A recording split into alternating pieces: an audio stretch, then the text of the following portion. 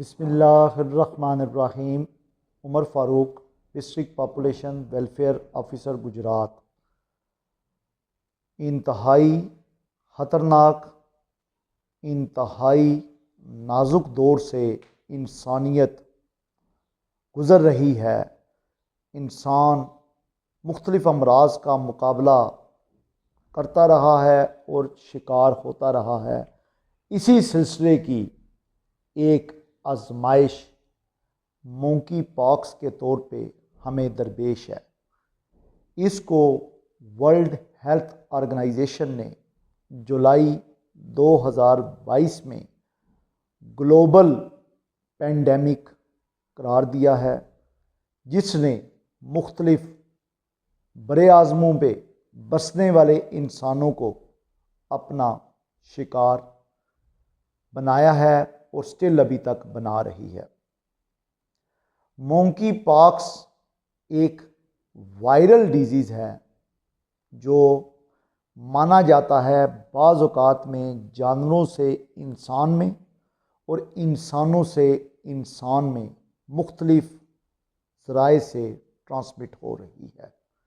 सबसे पहले इसका तारीख़ में केस 1958 में डेनमार्क में मिलता है, एक मोंकी में, जिसको under trial, under laboratory experiment के तौर पर रखा गया था। वहाँ से पहले मोंकी पॉक्स का ज़हूर होता है और इंसानी तारीख़ में सबसे पहले जो इंसान मोंकी पॉक्स वायरस का शिकार होता है वो रिपब्लिक ऑफ कांगो का 9 साल का बच्चा है, जो 1970 में मोंकी पॉक्स का शिकार होता है। ये थोड़ा सा ओवरव्यू था मोंकी पॉक्स का, जो एक वायरल डिजीज़ है, वायरस से होती है।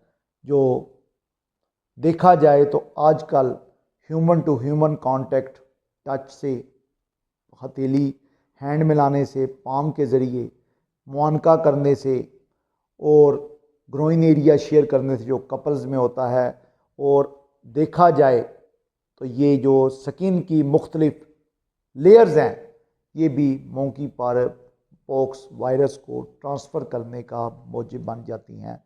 और जानवर जो हमारे इधर मौजूद हैं, जिनमें मैमल्स आ जाते हैं, कुछ स्क्विरल्स आ जाती हैं, मोंकीज़ आ जाते हैं, ये हमें मोंकी पॉक्स डिजीज़ में मुब्तला करने का एक ज़रिया बन जाते हैं। अब फर्दर हम आगे चलते हैं तो मोंकी पॉक्स वायरस अगर बॉडी के अंदर ट्रांसफ़र हो जाता है, अपनी जगह बना लेता है, इन तमाम ज़राए के ज़रिए में से कोई भी एक ज़रिया हो सकता है। स्किन हो सकती है, हैंड टच हो सकता है, टॉक करते हुए ये सलाइवा के ज़रिए भी ये ट्रांसफ़र हो सकता है। और जब ये ट्रांसफ़र हो चुकता है, अपना गेस्टेशन पीरियड पूरा कर चुकता है, तो कुछ सिम्टम्स का ज़हूर होता है, जिससे पता लगता है कि ये बंदा एक बीमारी जिसको स्मॉल पॉक्स कहते हैं उसमें मुब्तला हो चुका है। देखा जाए तो सबसे पहले आपको फ़ीवर हो सकता है, चिल्स हो सकते हैं, हेडेक हो सकता है, स्किन रैश हो सकती है, स्किन पे इचिंग हो सकती है, ब्लिस्टर बन सकते हैं, और सोर थ्रॉट, रेस्पिरेटरी ट्रैक्ट के इन्फेक्शन हो सकते हैं, फ्लू लाइक सिम्टम्स बन सकती हैं। सोर थ्रॉट हो सकता है, कफ हो सकती है, स्नीज़ हो सकती है, आपकी रेस्पिरेटरी ट्रैक्ट जो है वो कंस्ट्रिक्ट हो सकती है, सांस का कोई प्रॉब्लम हो सकता है। ये तमाम सिम्टम्स में से कोई एक सिम्टम्स का मौजूद होना आपको एक doubtful patient of small monkey pox virus का बना सकते हैं। इसके बाद आपको मुख्तलिफ टेस्ट से गुजार के, जिसमें PCR करवाया जाता है, लेबॉर्ट्री के क्वालिफाइड डॉक्टर्स इसकी तशख़ीस करते हैं। आप हॉस्पिटल को विज़िट करें, प्राइवेट चाहे गवर्नमेंट कैपेसिटी में, वहाँ पे डॉक्टर आपका PCR करवाएगा और कंफर्म करेगा आपको मोंकी पॉक्स वायरस की बीमारी है भी है या नहीं। और ज़्यादातर लोग, अब देखा जाए तो दुनिया जब 1980 में स्मॉल पॉक्स से अपने आप को स्मॉल पॉक्स फ्री डिक्लेयर कर चुकी है, तो किसी लेवल पे ये मोंकी पॉक्स जो वायरस है ये स्मॉल पॉक्स वायरस से मिलती जुलती सिम्टम्स ही ला रहा है। तो इसकी वैक्सीन भी ख़त्म कर दी गई है। तो किसी तरह जो एंटीवायरल वैक्सीन है जो स्मॉल पॉक्स के ख़िलाफ़ ट्रीटमेंट के लिए इस्तेमाल होती थी या एंटीवायरल मेडिसिन इस्तेमाल की जाती थी, उसी को स्मॉल पॉक्स के साथ साथ मोंकी पॉक्स की ट्रीटमेंट के लिए इस्तेमाल किया जाता है। क्योंकि लेकिन स्मॉल पॉक्स के साथ मोंकी पॉक्स के उन नंबर मरीज़ों में एंटीवायरल मेडिकेशन या एंटीवायरल वैक्सीन इस्तेमाल की जाएगी जो सीरियसली इन अलामात के साथ लूज़ एनर्जी कर चुके हैं। उनमें एनर्जी डेफिशिएंसी भी हो जाती है, बंदा जल्दी एग्जॉस्ट हो जाता है।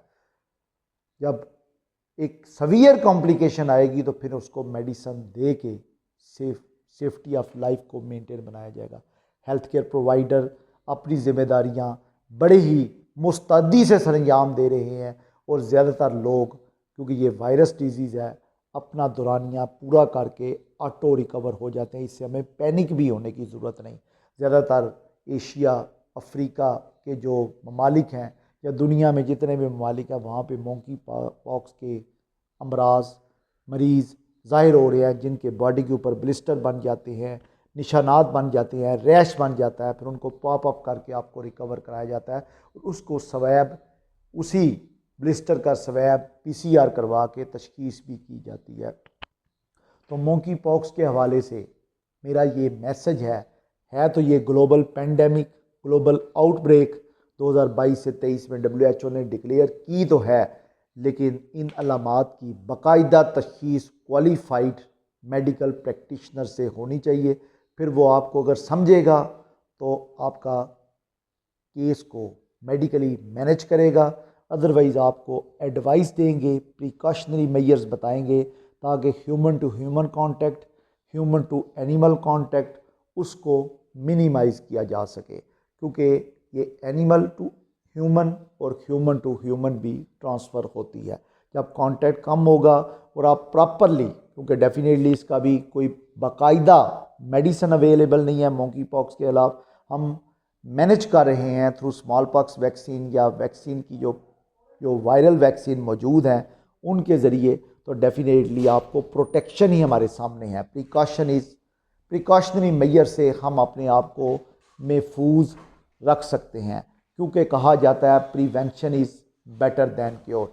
अब आप सबसे पहले देखें तो अगर ये वायरस आपके हैंड पे या स्किन पे मौजूद है तो आप ज़्यादा से ज़्यादा बाथ लें और अपने प्रॉपर हैंड को हाइजीन करें, हैंड को वॉश करें। और ये आपके जो कपड़ों के ऊपर लिनन्स की लेयर्स होती हैं या कपड़ों की लेयर है स्किन के ऊपर मौजूद होती है, वहाँ पे भी ये अपनी जगह बना सकता है।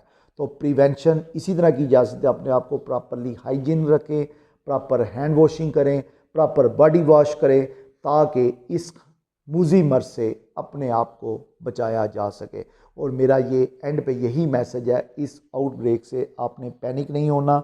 ये ऑटो रिकवर होने वाली डिजीज़ है, क्योंकि वायरल डिजीज़ है और वायरस का जो दौरानिया है 7 से 14 दिन का होता है और बंदे ज़्यादातर खुद ही शफा याब हो जाते हैं। लेकिन अगर कोई मरीज़ सीरियस कॉम्प्लिकेशन की तरफ जाता है फिर उसको मेडिकली मैनेज किया जाता है, उस पर मज़ीद फोकियत की जाती है और फिर वो भी रिकवर हो जाता है। कम बंदे हैं जो इस मोंकी पॉक्स की वजह से मुब्तलाए मौत हुए हैं।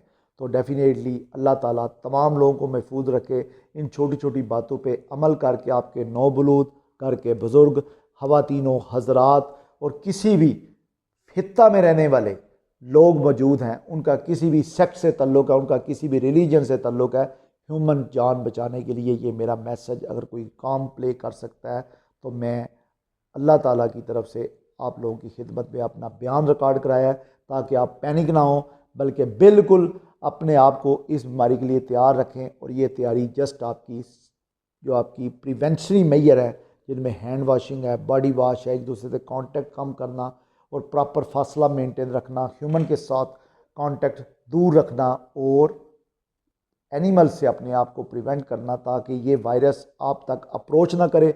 जब आप तक अप्रोच नहीं करेगा तो डेफिनेटली आप सेफ्टी की तरफ जाएंगे। अल्लाह आप लोगों का हामी और नासर हो।